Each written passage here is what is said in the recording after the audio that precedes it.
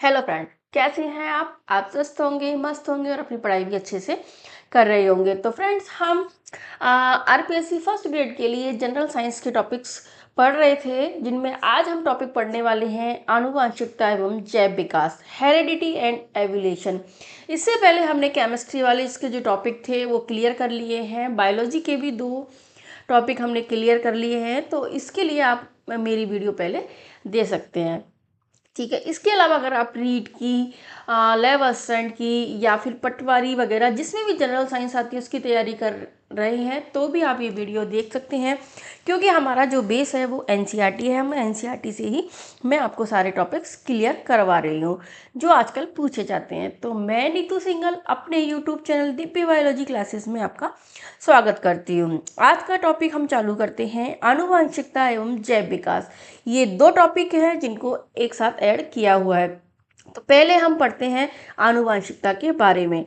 आनुवांशिकता क्या होती है? आनुवांशिकता जिसको हम हेरिडिटी भी कहते हैं। क्या कहते हैं? हेरिडिटी, या फिर इसको हम दूसरा शब्द इसके लिए बोल सकते हैं जेनेटिक्स, भी इसके लिए हम यूज कर सकते हैं। तो जिसमें आनुवांशिकी का अध्ययन किया जाता है उसे जेनेटिक्स कहते हैं, और जो एक पीढ़ी से दूसरी पीढ़ी में ट्रांसफर होती है उसे ही हम आनुवंशिकता कहते हैं। यानी एक पीढ़ी से जो भी गुण हम में आते हैं, एक पीढ़ी से जो दूसरी पीढ़ी में जो गुण ट्रांसफर होते हैं उन्हें हम कहते हैं आनुवंशिकता कहते हैं। जैसे हम कहते हैं, कई बार हम कोई भी बच्चा देखते हैं तो ये जैसे अपने माँ जैसा लग रहा है, अपने पिता जैसा लग रहा है, या फिर हम कहते हैं दादा दादी नाना नानी जैसा लग रहा है। तो ये जो गुण उसमें आते हैं वो आनुवंशिकता के कारण ही आती हैं। इसके अलावा इसमें कुछ और भी जो टेक्निकल वर्ड्स हैं, जैसे F1 पीढ़ी होती है, संकरण है, तो इन सब युग्म विकल्पी हैं, एलील्स हैं, इन सब के बारे में भी हम आगे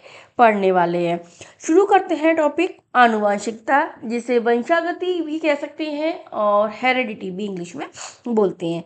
जनन प्रक्रमों द्वारा नए जीव व्यवस्थी उत्पन्न होते हैं जो जनक के समान होते हुए भी कुछ भिन्न होते हैं।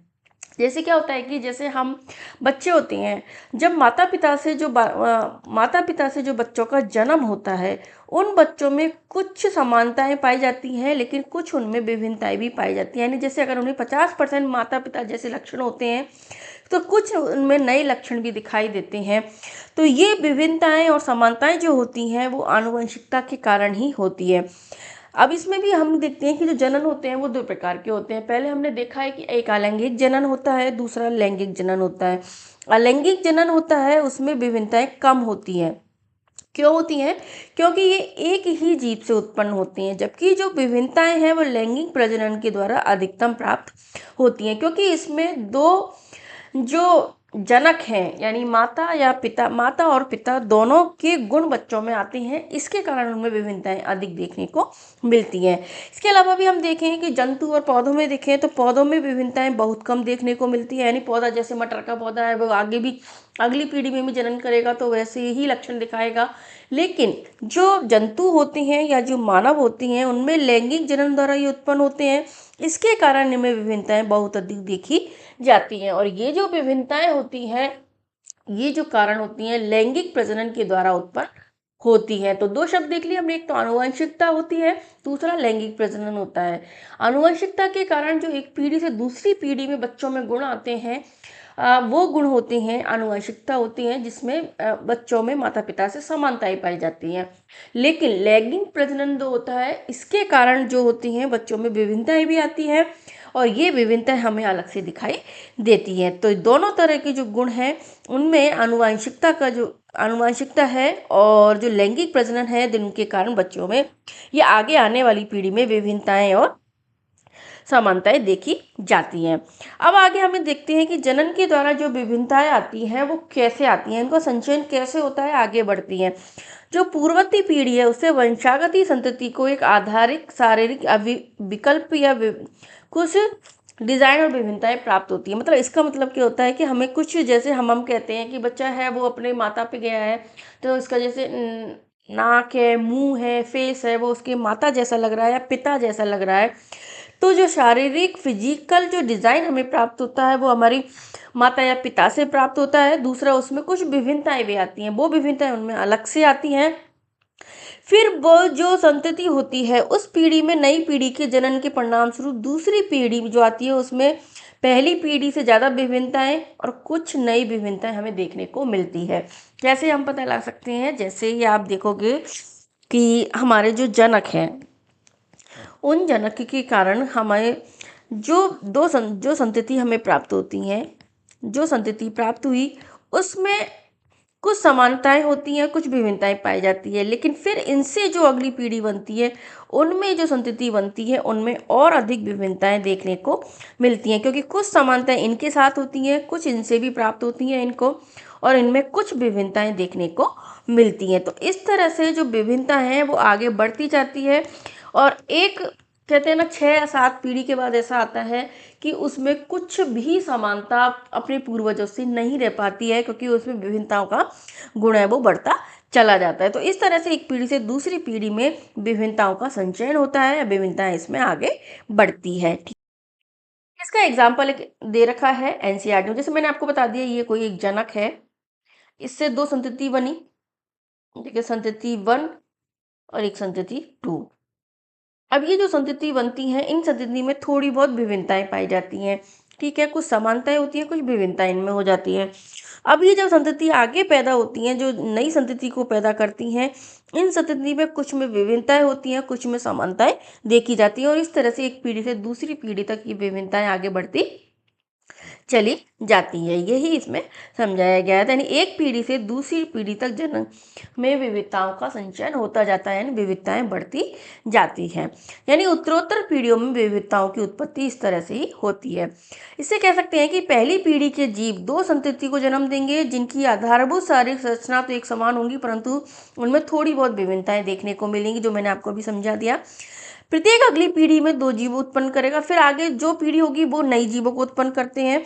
तो जो जीव व्यष्टि स्तर पर एक दूसरे से भिन्न होते चले जाएंगे, और जो 2 जीव उत्पन्न हुए थे उनमें कम विभिन्नताएं होंगी, लेकिन जो अगली पीढ़ी में विभिन्न जीव उत्पन्न होंगे उनमें विभिन्नताएं अधिक देखने को मिलती है। यानी उनमें अपने जनक से प्राप्त हुई जो श्रम आपस में एक दूसरे से भिन्न थे। तो इस तरह से एक पीढ़ी से दूसरी पीढ़ी तक उत्तरोत्तर विविधताओं की उत्पत्ति होती है और विभिन्नताएं हमें बढ़ती चली जाती है। यानी जो पीढ़ी दर पीढ़ी जो गुण संचरण होते हैं वो खत्म हो जाते हैं, और आनुवंशिकता है कि द्वारा जो गुणों का कुछ ही भाग आगे ट्रांसफर होता है। जब केवल एकल जीव जनन करता है, जबकि अलैंगिक जनन होता है, तो उसमें विभिन्नताएं कम होती है। जैसा मैंने आपको बता दिया कि अलैंगिक जनन में केवल एक जीव से ही आगे जीवों की उत्पत्ति होती है, इसके कारण उनमें विभिन्नताएं कम होती हैं। जैसे इसका उदाहरण भी दे रखता है, कोई भी जीवाणु है वो विभाजित होता है तो 2 जीवाणु बनते हैं, फिर उनसे 4 जीवाणु उत्पन्न होते हैं। इनमें बहुत अधिक समानताएं ही होती हैं। इनमें जो केवल विभिन्नताएं आती हैं वो किससे आती हैं? डीएनए रेप्लिकेशन के दौरान अगर कोई थोड़ी सी त्रुटि हो जाती है तो ही इनमें विभिन्नताएं उत्पन्न होती हैं, लेकिन इनमें नहीं तो इनमें विभिन्नताएं देखने को नहीं मिलती। यानी अलैंगिक जनन के द्वारा कोई विभिन्नताएं नहीं होती हैं, बहुत कम विभिन्नताएं देखने को मिलती हैं। इसी कारण जो पौधे होते हैं उनमें भी विभिन्नताएं कम पाई जाती है। लेकिन यदि लैंगिक जनन होता है तो विविधता अपेक्षाकृत और अधिक उत्पन्न होती है। विविधता अधिक होती है क्योंकि एक पीढ़ी से दूसरी पीढ़ी में जो है गुणों का कुछ गुणों का संचरण होता है, कुछ नए गुण उनमें उत्पन्न हो जाते हैं। तो इसी में हम आनुवंशिकता के नियमों का अध्ययन करते हैं कि कैसे एक पीढ़ी से दूसरी पीढ़ी में गुणों का संचरण होता है और कैसे विभिन्नताएं उत्पन्न होती हैं। इसी के लिए आनुवंशिकता के नियम बनाए जाते हैं। ये थोड़ी सी एक जानकारी थी कि किस तरह से इसमें विविधताएं और समानता उत्पन्न होती हैं। अब हम पढ़ते हैं आनुवंशिकता के बारे में। जनन प्रक्रम का सबसे महत्वपूर्ण परिणाम संतति के जीवों के समान अभिकल्पना होना है। यानी जो जीव होते हैं वो जनक से कितने समान हैं, यही आनुवंशिकता का कारण है। यानी इस बात का निर्धारण करते हैं कि ये विभिन्न लक्षण पूर्ण विश्वनीयता के साथ वंशागत होते हैं, और वंशागति ही आनुवंशिकता का आधार होता है। यानी जो गुण होते हैं वो जनक होते हैं, जैसे जो माता पिता है उन माता पिता से अपनी संतति में जाते हैं, उन संतति से फिर उनकी संतति में जाते हैं। तो कुछ गुण ऐसे होते हैं जो एक पीढ़ी से दूसरी पीढ़ी तक संचारित होते हैं, और यही गुण क्या कहलाते हैं? वंशागति कहलाते हैं। यानी एक पीढ़ी से दूसरी पीढ़ी तक आनुवंशिक लक्षणों का जो संचरण होता है वही आनुवंशिकता कहलाता है। और यही इसी को हम वंशागति भी कह सकते हैं। वंशागति ही आनुवंशिकता का आधार होती है। ये इंपॉर्टेंट लाइन है, इसको ध्यान रख लेना कि आनुवंशिकता का आधार क्या होती है, वंशागति या हेरिडिटी। वंशागति क्या होती है, वह प्रक्रम जिसमें लक्षण जनक से संतति में आते हैं, यानी अपने जनक से जो संतति में लक्षण ट्रांसफर होते हैं। जैसे हम कहते हैं कि इसकी कार्य करने की तरीका है वो अपने माँ बाप जैसा है, या फिर अपने दादा दादी जैसा है, नाना नानी जैसा है। तो वो जो लक्षण बच्चे में आते हैं वो क्या होती है, वही वंशागति कहलाती है। या आप इसको ऐसे भी बोल सकते हैं कि आनुवंशिक लक्षणों का जनक पीढ़ी से संतति पीढ़ी में जो संचरण होता है उसे ही हम वंशागति कहते हैं।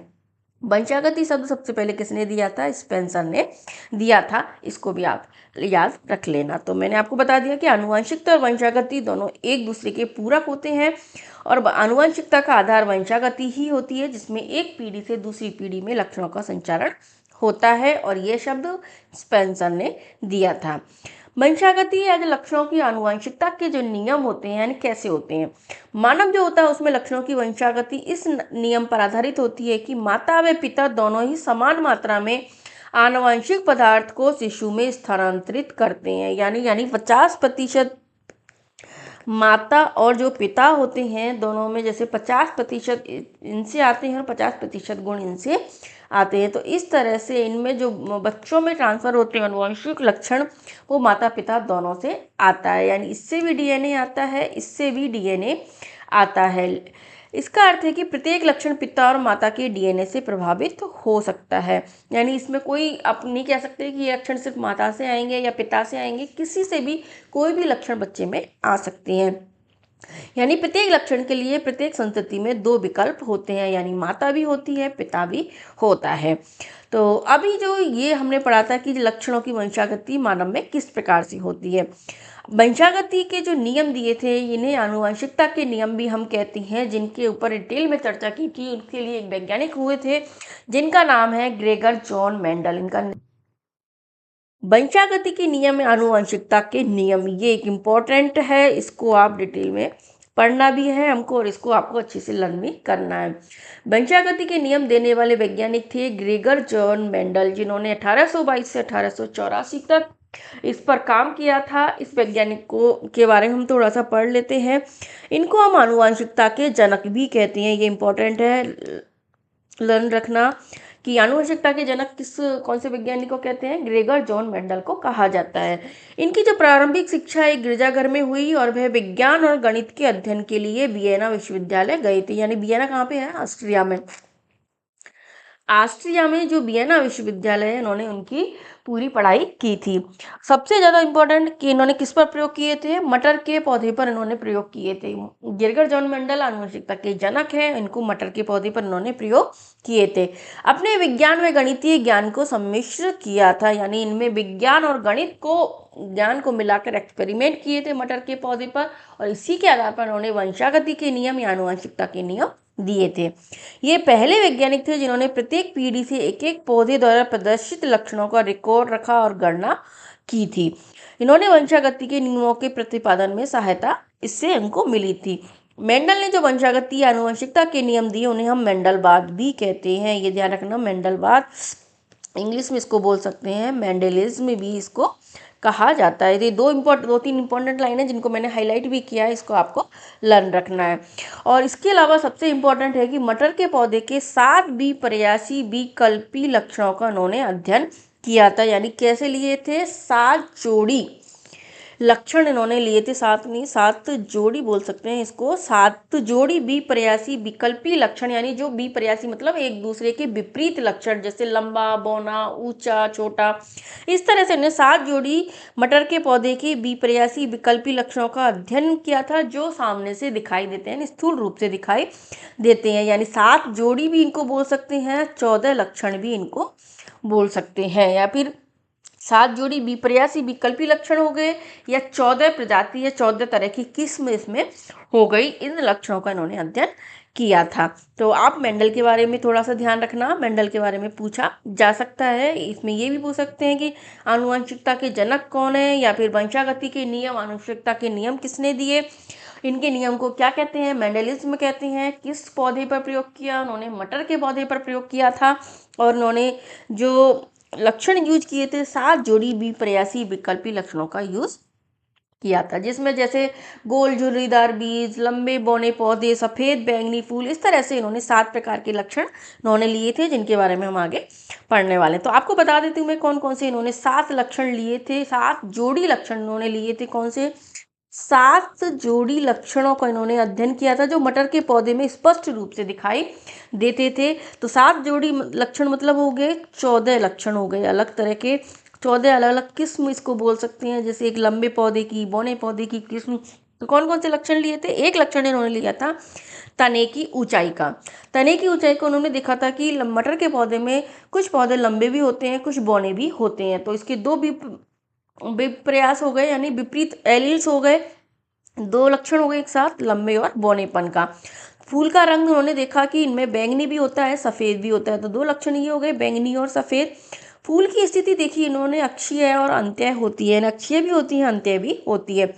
फली का आकार देखा इन्होंने, 2 प्रकार की फली बनती है इसमें, फूली और सिकड़ी हुई फली इसमें बनती है। फली का रंग इन्होंने देखा, हरा भी होता है, पीला भी होता है, यानी 2 लक्षण होते हैं। लेकिन ये मैं आगे आपको बता दूंगी कि इसमें है ना, कुछ लक्षण प्रभावी और कुछ अप्रभावी होते हैं। कैसे, जो लक्षण अधिकतर दिखाई देते हैं वो प्रभावी होते हैं, जो 1 या 2 पीढ़ी के बाद प्रकट होते हैं वो अप्रभावी लक्षण इसमें होते हैं। जैसे बीज का आकार देखा उन्होंने, गोल भी था, मुरझाया हुआ भी था, जिसे हम झुर्रीदार भी बोलते हैं। 2 लक्षण इसके मटर में देखे थे। बीज का रंग है इसमें, पीला भी होता है, हरा भी होता है। इस तरह से उन्हें 7 जोड़ी विपर्यासी लक्षणों का अध्ययन किया, आपको ध्यान रखना है। और ये 7 लक्षण भी आपको लर्न होने चाहिए। इनमें पूछा भी जा सकता है आपकी, जैसे बीज के आकार में कौन कौन से लिए थे, तो गोल या मुरझाया हुआ, या गोल या झुर्रीदार इन्होंने लिए थे। या फिर ऐसे पूछ सकते हैं कि मेंडल ने कौन सा लक्षण का अध्ययन नहीं किया था। तो ये 7 लक्षण आपको याद होने चाहिए। तो उपरोक्त लक्षणों वाले मटर के पौधे को उन्होंने लिया, जैसे लंबे और बौने। प्राप्त संतति पीढ़ी में लंबे व पौनों के प्रतिशत की इन्होंने फिर गणना भी की। फिर आगे उन्होंने जब एक पीढ़ी से दूसरी पीढ़ी पर का अध्ययन किया तो उन्होंने इनके प्रतिशत की गणना भी की कि कितने प्रतिशत लंबे पौधे और कितने प्रतिशत बौने पौधे इसमें मिलते हैं। तो इस तरह से इन्होंने इनका पूरा प्रयोग देखा, जिसे हम आगे देखने वाले हैं। मेंडल के प्रयोग, मेंडल ने जो प्रयोग किए थे वो मटर के पौधे पर किए थे। ठीक है, इन्होंने 2 प्रकार के प्रयोग किए। कैसे किए, एक तो एकल संकर प्रयोग, एकल संकर क्रॉस भी जिसको बोलते हैं, जिसे मोनोहाइब्रिड भी कहते हैं, जिसमें इन्होंने एक जोड़ी लक्षणों का अध्ययन किया था। ठीक है, दूसरे क्रॉस लिया इन्होंने द्विसंकर डाइहाइब्रिड क्रॉस या द्विसंकर क्रॉस। इसमें इन्होंने 2 जोड़ी विपर्यासी लक्षणों का एक साथ अध्ययन किया था, जिन्हें हम आगे मैं आपको बताने वाली हूँ। एकल संकर, पहले पढ़ते हैं मोनोहाइब्रिड या एकल संकर प्रयोग, जिसे एकल संकर क्रॉस भी कहते हैं। जब मटर के पौधे में एक विकल्पी जोड़े लक्षण का संकरण कराया जाता है तो उसे एकल संकर क्रॉस किए जाते हैं। जैसे आपने देखा, एक कोई भी लक्षण लिया, आपने एक लक्षण लिया, जैसे तने की ऊंचाई का इन्होंने अध्ययन किया था। अब तने की ऊंचाई में हम देखें तो इसके एक जोड़ी लक्षण कौन कौन से हो गए, इसमें एक लंबापन होता है, इसमें एक बौनापन होता है। इन दोनों प्रकार के पौधों को अलग अलग लिया और उनके मध्य उन्होंने संकरण कराया। तो जो संतति प्राप्त हुई, F1 संतति, उस पीढ़ी का उन्होंने अध्ययन किया, फिर इसका आगे अध्ययन किया। तो एक जोड़ी विकल्पी लक्षणों का यूज करके उन्होंने जो क्रॉस कराया उसे हम कहते हैं, यानी इस क्रॉस को क्या बोलेंगे हम, एकल संकर क्रॉस या मोनोहाइब्रिड क्रॉस कहते हैं। तो इसका प्रयोग देख लेते हैं, कैसे प्रयोग किया। मेंडल ने वंशागत के अध्ययन के लिए एक प्रयोग में मटर के लंबे और बौने पौधों का संकरण किया, जो मैंने आपको अभी बता दिया। इस प्रयोग द्वारा एक जीन का आनुवंशिक अध्ययन किया गया। इस संकरण से उत्पन्न बीजों को उगाकर उन्होंने प्रथम संकर पीढ़ी प्राप्त की, जिसे हम प्रथम संतति पीढ़ी या F1 पीढ़ी कहते हैं। यानी जो मटर के जो लंबे पौधे और जो बौने पौधे इन्होंने लिए, उनके बीच में जो संकरण किया, उसके बाद जो हमें पीढ़ी प्राप्त हुई जो संकरण से, उसे उन्होंने कहा था F1 पीढ़ी उन्होंने कहा था। इन दोनों के बीच में जो संकरण कराया, उससे जो पीढ़ी प्राप्त हुई, उसे F1 पीढ़ी कहा था। तो उन्होंने देखा था कि F1 पीढ़ी में जो पौधे प्राप्त हुए संकरण से, वो सभी पौधे कैसे थे, लंबे पौधे थे। ठीक है, अब लंबे जनक के समान थे, इनमें कोई भी पौधा बौना नहीं था। इसी प्रकार के परिणाम उन्होंने अन्य विशेषकों वाले संकरण प्रयोगों में भी किए। यानी यानी ये तो हमें एग्जाम्पल बताया है कि इन्होंने जैसे तने की ऊंचाई का अध्ययन किया, इसी तरह से उन्होंने और भी जो अलग 6 जोड़ी लक्षण थे, जैसे बीज का रंग, बीज का आकृति, फूल का रंग, उन सब पे भी अध्ययन किया और उन्होंने समान जो लक्षण है या फिर जो समान परिणाम इनको प्राप्त हुए थे। उन्होंने देखा था कि F1 पीढ़ी में से दो में से एक जनक लक्षणों को ही अभिव्यक्ति होती है, दूसरे जनक के लक्षण प्रकट नहीं होते हैं। यानी दो जनक लिए थे उन्होंने, लंबा पौधे का और बोने का, तो उन्होंने देखा था कि F1 पीढ़ी में केवल एक जनक के ही लक्षण प्रकट होते हैं, दूसरे जनक के लक्षण प्रकट नहीं होते हैं।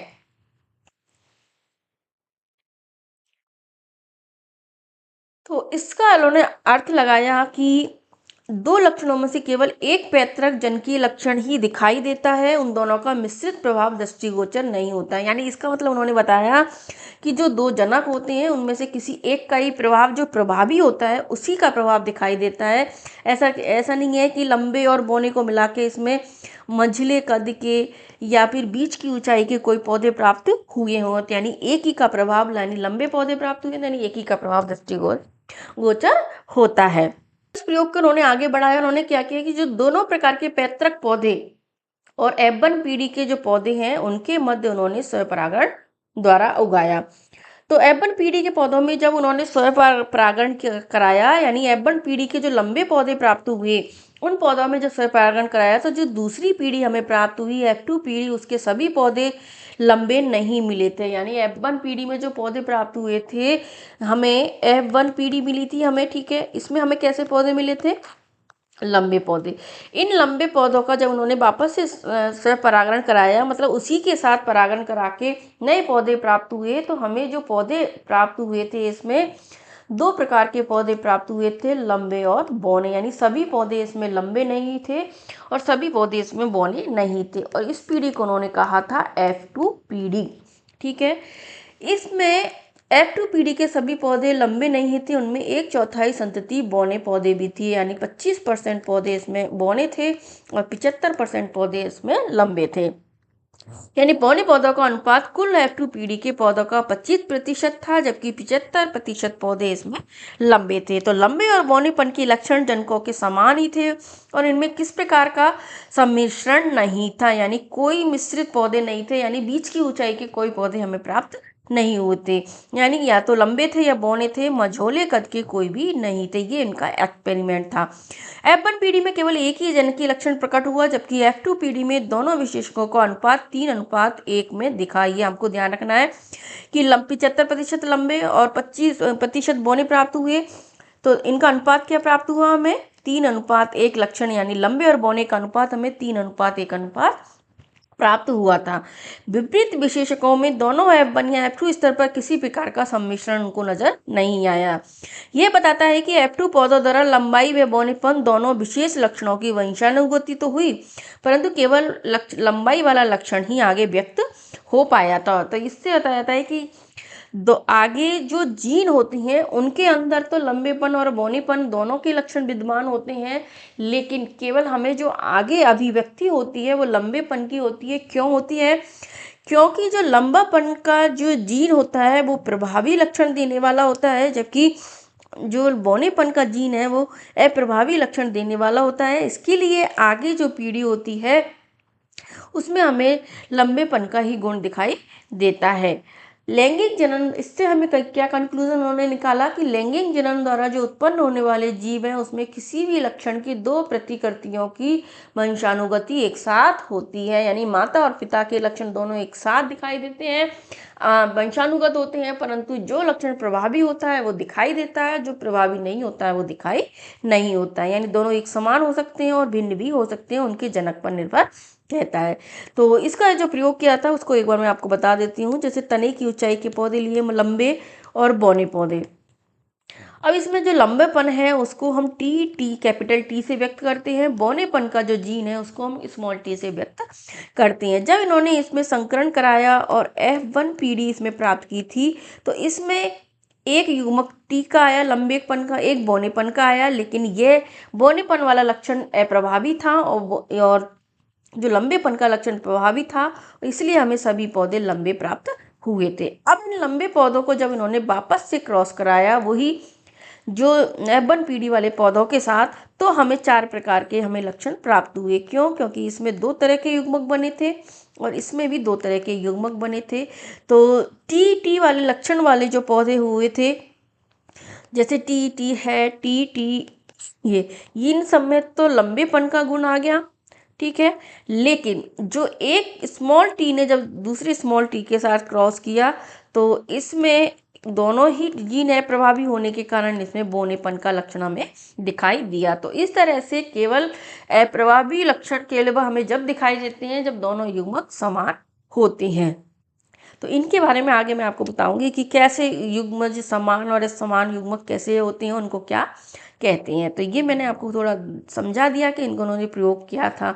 ये इसमें एनसीईआरटी में भी दे रखा है। जैसे लंबे पौधे, मैंने अभी बताया आपको, बौने पौधे टी का जब क्रॉस कराया गया तो सभी लंबा संगत पौधे यानी लंबे पौधे प्राप्त हुए। टी इसमें प्राप्त हुआ, जिसको हमने प्रथम संतति पीढ़ी F1 कहा। इसके बाद जब F1 पीढ़ी है उसका जब क्रॉस कराया गया, F1 पीढ़ी का जब आपस में क्रॉस कराया गया, तो जो पौधे हमें प्राप्त टी के मत क्रॉस कराया तो हमें 4 प्रकार के पौधे प्राप्त हुए, जिसमें लंबे पौधे जिसमें बड़ा टी गुण था, और 2 प्रकार के पौधे ऐसे थे जिनमें टी और टी है, यानी एक स्मॉल टी के ऊपर लंबा टी है, बड़ा टी है, वो प्रभावी था, और एक टी यानी बौने पौधे प्राप्त हुए। तो इस तरह से हम देखने पर तो हमें ऐसा लगता है कि ये जो तीनों प्रकार के पौधे लंबे हैं और ये एक प्रकार के पौधे बौने हैं, यानी 25% बौने और 75% हमें लंबे प्राप्त हुए हैं। तो हम ऐसे बोल सकते हैं लंबे और बौने पौधों का अनुपात 3:1 है। लेकिन आप एक चीज़ और ध्यान रखना इसमें कि जो पौधे प्राप्त हुए उनमें 2 में तो जीन एक समान थे, ठीक है, यानी दोनों के विकल्प युग्म विकल्प भी समान थे, और एक लंबे पौधे का युग्म विकल्प भी अलग था, इसका अलग था। तो इनका जो जीन अनुपात है वो अलग अलग था। सबका अनुपात क्या था? तो इनका जीन अनुपात 1:2:1 था। कैसे? एक तो टी बिल्कुल लंबे थे, एक मिश्रित वाले लंबे हमें प्राप्त हुए, और एक बौने प्राप्त हुए थे। तो इस तरह से हमें प्राप्त हुआ है। तो जीन का अनुपात क्या हुआ? हमें 1:2:1 प्राप्त होता है, जबकि जो लक्षण हमें दिखाई देती हैं वो लक्षणों का अनुपात 3:1 हमें दिखाई देता है।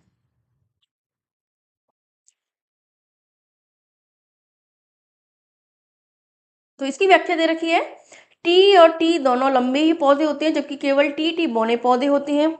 टी की एक प्रति ही पौधे को लंबा बनाने के लिए पर्याप्त है, यानी प्रभावी लक्षण है। इसके लिए जो कैपिटल टी है उसकी अगर एक ही भी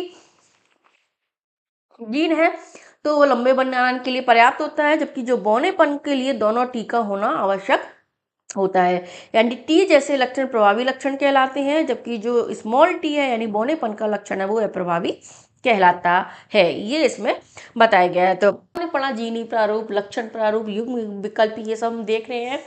तो इन कुछ टेक्निकल वर्ड्स हैं जिनकी डेफिनेशंस हमें याद होनी चाहिए, मतलब पता होना चाहिए। पूछा भी जा सकता है या समझ के लिए भी जरूरी है।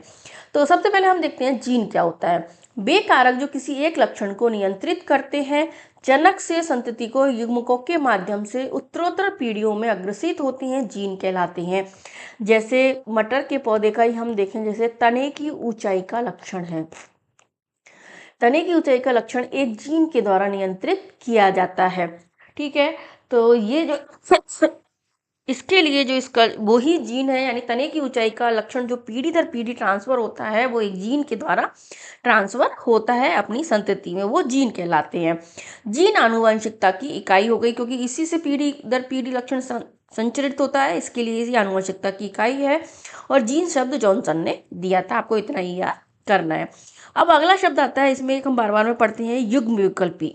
युग्म विकल्पी क्या होते हैं? एलिल्स जिनको बोलते हैं, कि एक जीन जो होता है उसके 2 विपर्यासी स्वरूप हैं, विपरीत लक्षणों के जो संकेतक जोड़े होते हैं उनको हम युग्म विकल्पी कहते हैं। आपने अभी देखा जैसे तने की ऊंचाई का जो लक्षण है वो किससे होता है? एक जीन के द्वारा नियंत्रित होता है। लेकिन जो एक जीन के द्वारा लक्षण नियंत्रित होता है उसमें 2 जो लक्षण पाए जाते हैं तने की ऊंचाई के, कौन सा, एक लंबापन का लक्षण और एक बौनेपन का लक्षण, दो लक्षण होते हैं एक तने की ऊंचाई के लिए। तो लंबापन और बौनापन, ये दो जो विपरीत, एक दूसरे के जो विपरीत लक्षण हैं, ये दोनों एक दूसरे के एलील्स या युग्म विकल्पी कहते हैं। या फिर आप में ऐसे बोल सकते हैं कि जो एक जीन होता है उसमें दो युग्म विकल्पी पाए जाते हैं। जैसे पौधे की ऊंचाई के लक्षण में लंबेपन के लिए टी और बौनेपन के लिए स्मॉल टी का प्रयोग होता है, जिससे टी और टी एक दूसरे के युग्म विकल्पी होते हैं। या बोल सकते हैं ना, ये टी और ये टी एक दूसरे के युग्म विकल्पी या एलील्स होते हैं। यानी पौधे की ऊंचाई के एलील जोड़े टी टी टी टी से हम व्यक्त कर सकते हैं। तो ये हो गया जीन, हो गया जो एक लक्षण को नियंत्रित करता है। अब इस लक्षण को नियंत्रित करने के लिए जो दो विपर्यासी जोड़े होते हैं उन्हें एलील्स कहते हैं। अब एलील्स भी हमारे दो प्रकार के होते हैं। कैसे होते हैं कि कुछ एलील्स तो होते हैं, जैसे हमने दो तरह के पढ़े थे, जैसे जिनमें एक ही जैसे जीन पाए जाते, एक ही जैसे युग्म विकल्पी होते हैं। जैसे टी टी है, दोनों में एक समान है, स्मॉल टी टी है, इनमें भी एक समान है। तो ये समान जिसमें युग्म विकल्पी होते हैं वो होमोजाइगस होते हैं। जबकि ये जो बीच वाला है टी और टी है, इसमें दोनों युग्म विकल्पी है, समान है, एक छोटा है, बड़ा है, लंबापन इस पे प्रभावी है। तो इस युग्म विकल्पी जो होते हैं उनको विषम युग्मजी कहते हैं। जैसे आप पढ़े, हम समयुग्मजी होमोजाइगस जिसको बोलते हैं, जब किसी एक लक्षण को नियंत्रित करने वाले जो जीन है उनकी दोनों युग्म विकल्पी एक समान हो तो वे होमोजाइगस कहलाते हैं, जो मैंने आपको बता दिया। जैसे लंबेपन के लिए टी टी, बौनेपन के लिए स्मॉल टी टी। विषम युग्मजी क्या होते हैं, जब किसी एक लक्षण को नियंत्रित करने वाले जो जीन है उनके दोनों युग्म विकल्पी असमान होते हैं, आसमान नहीं, असमान होते हैं, वह हेट्रोजाइगस कहलाते हैं। जैसे कैपिटल टी और स्मॉल टी, यानी इसके जो युग्म विकल्पी दोनों असमान होते हैं, लेकिन उनमें जो लक्षण होते हैं केवल हमें जो प्रभावी लक्षण होता है, प्रभावीपन का गुण होता है, उसी के दिखाई देते हैं। ठीक है, अब हम दूसरे शब्द और हैं, दो तीन शब्द उनको देख लेते हैं। जैसे फिनोटाइप लक्षण प्रारूप और जीनोटाइप जीनी प्रारूप क्या होता है। जब आप किसी जीव को बाहर से देखते हैं, यानी बाहरी लक्षण उनके दिखाई देते हैं, उसको हम फिनोटाइप कहते हैं। जैसे आप देखोगे पौधे में, हमने देखा था मटर के पौधे में लंबेपन और जो बौनेपन का लक्षण है जो हमें बाहर से दिखाई देता है, उससे हमें ये पता नहीं चलता है कि इसके अंदर कौन से अंदर जीन होंगे, कैपिटल टी टी के जीन होंगे या कैपिटल टी स्मॉल टी के जीन होंगे। तो बाहर से देखने पर हमें लंबेपन और बौनेपन का ही गुण दिखाई देता है, तो उसे हम कहते हैं फिनोटाइप लक्षण प्रारूप जिसको बोलते हैं। और इसके आधार पर उन्होंने बताया था कि जो लक्षण प्रारूप है उनका 3:1 होता है, क्योंकि लंबापन और बौनेपन में अनुपात कितना देखा था हमने, 3:1 देखा था। दूसरा एक होता है जीनी टाइप, जिसे जीनी प्रारूप भी कहते हैं। किसी सजीव की आनुवंशिक रचना जीन प्रारूप कहलाती है। जैसे आप पौधे की जो ऊंचाई है उसको नियंत्रित करने के लिए 3 प्रकार के जीन बनते हैं। लंबेपन के लिए 2 प्रकार के जीन होते हैं, बौनेपन के लिए 1 प्रकार का जीन होता है। तो ये तीनों जीन होती हैं वो अलग अलग दिखाई देती हैं, वो पौधे की अंदर जो संरचना है, उसकी आनुवंशिक संरचना उसमें ही दिखाई देती हैं। इसको कहते हैं जीन प्रारूप। तो जीन प्रारूप क्या हो गया, इसमें हम देखें तो 1, 2 और 1, यानी 1:2:1 हमें प्रभाव प्राप्त होता है। तो फिनोटाइप आपको समझ में आ गया, बाहरी स्वरूप होता है जिसमें लंबे और बौनेपन का गुण दिखाई देता है, जो एकल संकरण क्रॉस में 3:1 होता है, आप ध्यान रख लेना ये। जबकि जो जीनी प्रारूप होता है वो लक्षण प्रारूप, सॉरी, जो एकल संकरण क्रॉस है उसमें 1:2:1 होता है।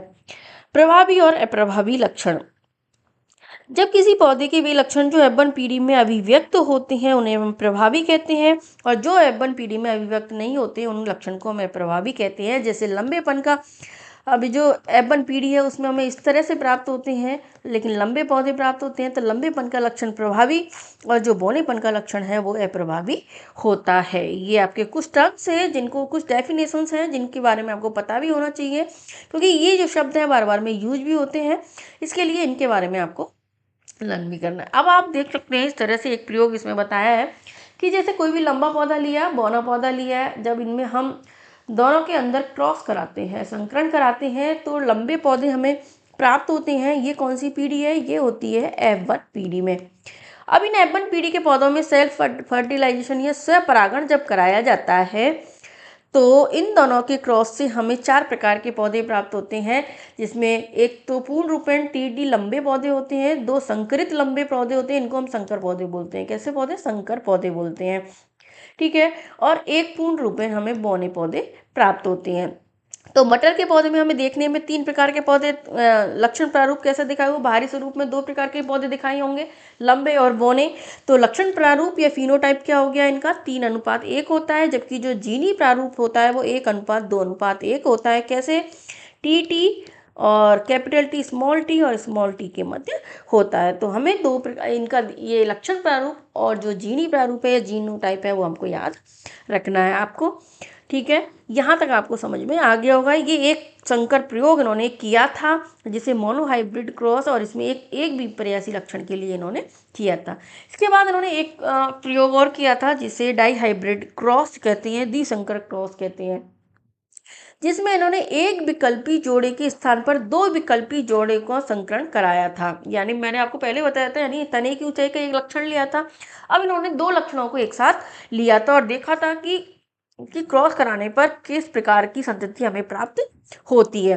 तो इन्होंने लिया था गोल बीज वाले पीले पौधे, यानी गोल बीज और पीले रंग वाले पौधों को झुर्रीदार बीजों वाले हरे रंग के पौधों से संकरण उन्होंने कराया था, जिसमें गोल बीज है वो झुर्रीदार जो बीज है उसके ऊपर प्रभावी होता है, और पीला रंग जो होता है वो हरे वाले रंग है उसके ऊपर प्रभावी होता है। तो इस तरह से उन्होंने संकरण किस पे कराया था, गोल बीज वाले पीले पौधे यानी RR YY पौधे और झुर्रीदार बीजों वाले हरे पौधे स्मॉल RR YY से संकरण कराया था।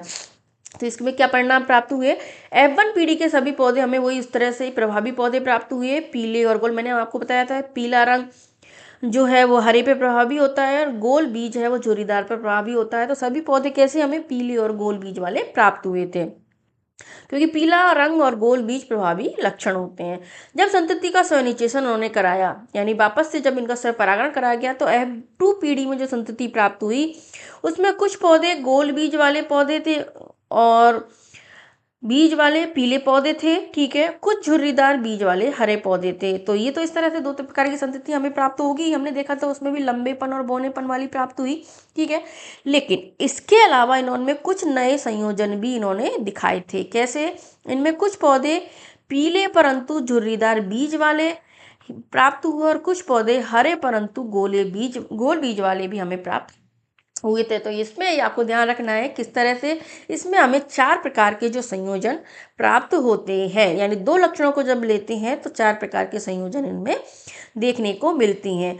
तो इनका जो फिनोटाइप मिला था F2 पीढ़ी का वो 9:3:3:1 हमें प्राप्त हुआ था, जिसमें गोल पीले जो कि प्रभावी लक्षण है पूरी तरह, इसमें 9 अनुपात था, गोल हरे जिसमें 3 प्राप्त हुए थे जो संकरित पौधे थे, झुर्रीदार पीले ये भी संकरित थे, ये हमें 3 अनुपात में प्राप्त हुए थे, जबकि झुर्रीदार जो एक प्रभावी लक्षण है हरे का वो 1 प्राप्त हुआ था। तो इसका आपको ज़्यादा ध्यान रखने की बात नहीं है, द्विसंकर क्रॉस में जो पौधों का फिनोटाइप अनुपात है वो 9:3:3:1 प्राप्त होता है।